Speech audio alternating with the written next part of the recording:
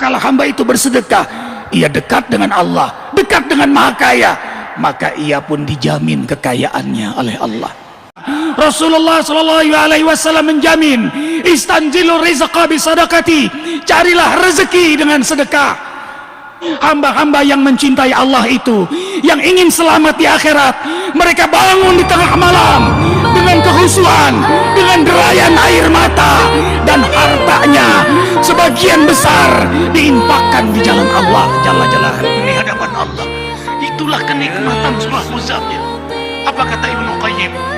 Kau dapat nikmat salat malam, separuh surga sudah kau dapatkan. Dunia ini separuh surga bagi penikmat salat malam. Para nabi, para aulia, salafus soleh, mereka penikmat salat malam. Rumah tangga akan bahagia, rezeki akan berkah.